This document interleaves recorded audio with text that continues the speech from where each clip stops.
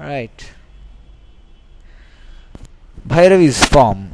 Now this is from Tirumantiram, verse 1082. The book is Tirumantiram, a Tamil scriptural classic, Tirumoolar. It's by Tirumoolar. Now here it describes Bhairavi's form. That's what it says.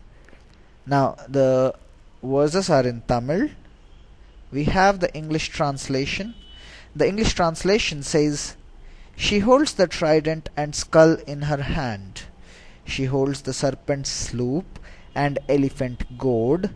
She has hands four. She stood one with Shiva, whose form neither Brahma nor Vishnu knows. She is of ethereal form." Now, this is the description. She is of ethereal form. Now, few questions to understand are: if she is of ethereal form, how does she have four hands, and how can she stand beside Shiva? If we look at the verse from the beginning and then if we try to see, it doesn't make sense. So now let's see one by one. Now we don't begin from the beginning, we begin from the end. That's how it goes. She is of ethereal form. Now exactly the ethereal form here refers to the gap between two thoughts. It's the thoughtless space. That's where it begins. Please understand, it begins in that thoughtless space, in that space where no two thoughts are connected to each other, in that space of no thoughts, right? So she is of ethereal form. That is her form. That is where Bhairavi is. Bhairavi is the fearlessness, the fearless one. Now any fear arises only when there is a past. Fear always exists in past or future. Please understand, the only way to deal with the fear is by facing it. You got to face the fear, and that's how fear can be faced, fear can be dealt with. Bhairavi is the fearlessness. So what exactly he says here is, let me put it in short. He says here, she is of ethereal form. So ethereal form is the space of no thought, the no mind space, the no thought zone, the thoughtless space. Now then it says, whose form neither Brahma nor Vishnu knows. Brahma is the thoughts being created out of completion. Even if you are complete, the thoughts created out of completion, nor Vishnu knows. That is, now thoughts created out of completion, so they are not individual thoughts. Her form is not limited. Any thought which has a shape, any thought has a meaning, a shape, an identity. So she is beyond that. She is the shape. Her form is beyond that. Then, nor Vishnu knows. Now Vishnu is something which is present everywhere, right? And it also means giving a frame, a shape, defining. Even if he is there everywhere, still the existence in the form of a shape. Now connecting two thoughts, that continuation of connection is Vishnu. Now in terms of tattvas, if we see in terms of tattvas, it is just by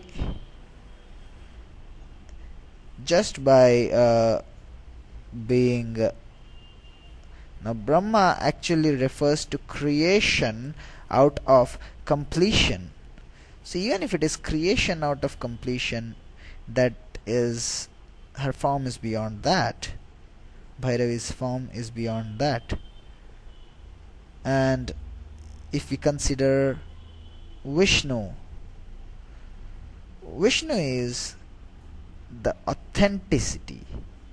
Vishnu would be the continuous flow, the continuity.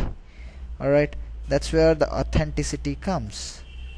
So she is beyond the authenticity. Alright, please understand, she is beyond the integrity, she is beyond the authenticity. She stood one with Shiva. Now here he says she stood one with Shiva. Shiva is causeless auspiciousness. So when there are no thoughts, no two thoughts are connected in that non-connected, in that unconnected, unclutched thought zone, in that zone she stood one with Shiva. Now Shiva is responsibility, and please understand, responsibility also signifies power. Responsibility also signifies power. Alright, so she stood one with Shiva. So there, a causeless auspiciousness, when you experience a causeless auspiciousness which you can through responsibility, she stands there, you experience power. She has hands 4.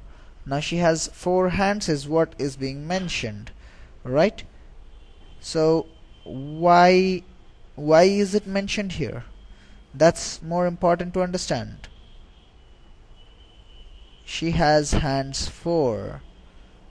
She has 4 hands is what is being mentioned here. And we can see what she holds in each of her hand. In one hand she holds the serpent's loop, and then the elephant goad in the other hand. Now serpent usually refers to the kundalini. Sloop, holding the serpent's loop, that means the kundalini from the Mooladhara, it's just shaken and it moves ahead. And the elephant goad, actually the elephant goad is the way it travels, okay, the way kundalini travels. So it's not, it's like an elephant goad. That means how does an elephant walk? It walks the way elephant walks. If you just sit on an elephant, it's more like, just like a lady walks silently. The walk is more like when you just when you're walking quietly. That means when you don't want anyone to observe you, just like a thief, very slowly. You just walk on the tip, on your toes, and you just put your feet slowly and walk without making any noise. If you just want to walk that way, that's how the walk is, the walk of an elephant. Alright, so now she is holding the elephant in one hand and the serpent's loop. Serpent is the snake. So the kundalini from the spine to the head, she is holding one, the lower end towards the top, and the elephant goad actually refers to the other end of the kundalini, which reaches to the sahasrara. Then the other 2 hands which are mentioned, in one hand she has the skull in her hands. So that's how the kundalini, when it flows up, that's where it's the skull. So that's where it's, you should understand, all the 4 hands are connected, right? Connected to the same body, and which as we have seen first, the body is an ethereal form, the thoughtless space. So in the thoughtless space, where the unconnected thoughts, there are no thoughts, it's the gap between the two thoughts, she stands one with the causeless auspiciousness. There is no cause there, and she is just one there.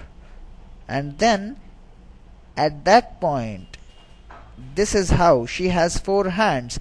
The four hands denotes exactly what's happening within the body. Right. So when you enter this thoughtless space, now the serpent sloop, that's what it says. She's holding the serpent sloop. Actually, the Kundalini, she's always she's considered, Devi is considered to be that sleeping. The serpent energy is considered to be, the Kundalini is considered to be sleeping, and when it moves in only when the silence happens. Please understand, it is out of an intense chaos or an intense silence, a chaos which happens, or an intense chaos. Amidst an intense chaos, there is a silence. This is the nature of the moment of this Kula Kundalini, the Kundalini Shakti. When it moves like an elephant, heavily but slowly.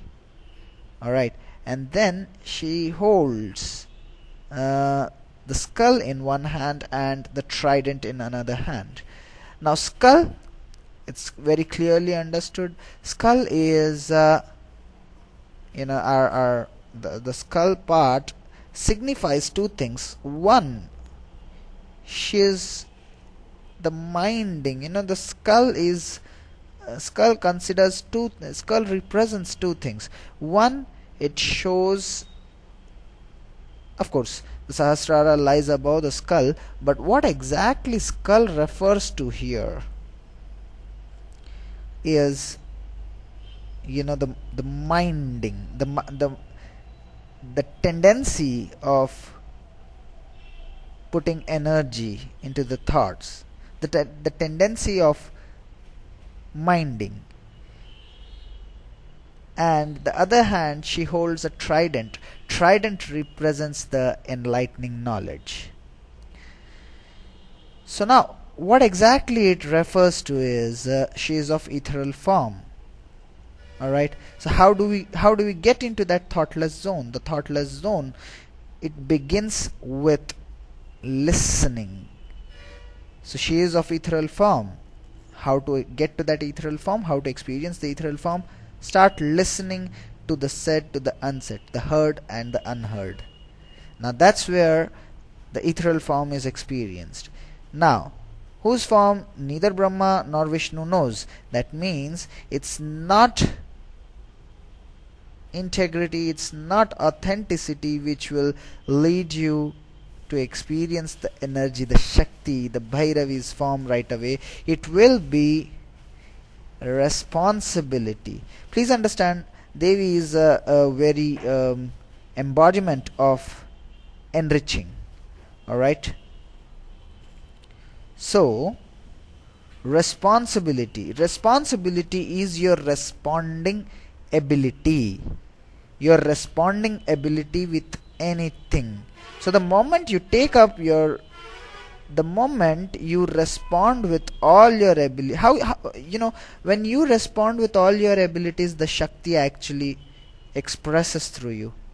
So that's what he says, neither Brahma nor Vishnu knows, because without energy you remain, the moment you don't take up responsibility, even if you are authentic, you still, please understand, if you are authentic, you will understand that you need energy, you need Shakti. If you are integrated, if you say and if you do what you want to do to be authentic, to be integrated, you need just take up responsibility. That's power. And that's what it says. She stood one with Shiva. Alright, so she stands one with Shiva. She has 4 hands. What does she do? This is the 4 hands. Now why should we have 4 hands? Because these are the things which she does. What does she do? 1, the serpent, that means the kundalini, the very spine, the entire spine is vibrated. That's one hand, the function from with of one hand.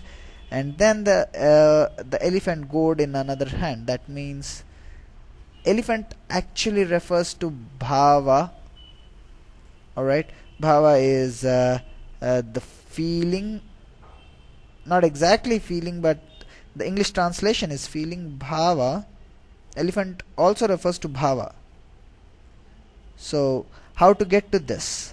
Now the next question is how to get to this. The moment you take up the responsibility, alright, you experience the moment you take up the responsibility and just unconnect the two thoughts, when you break the connection between two thoughts and remain in that thoughtless gap, you don't have it can happen only when you just remain with yourself without any reason. There is no reason why you should do that. The moment you have a reason, please understand that reason is future based on your past.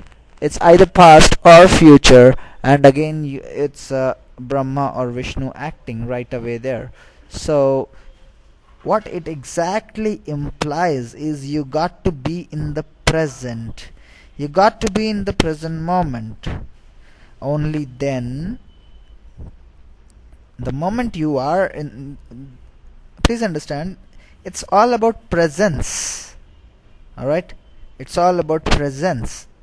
When I say present moment, what exactly I mean here is when you experience your presence, the union with Shiva happens, the causeless auspiciousness happens, and that's where the Kundalini rise happens.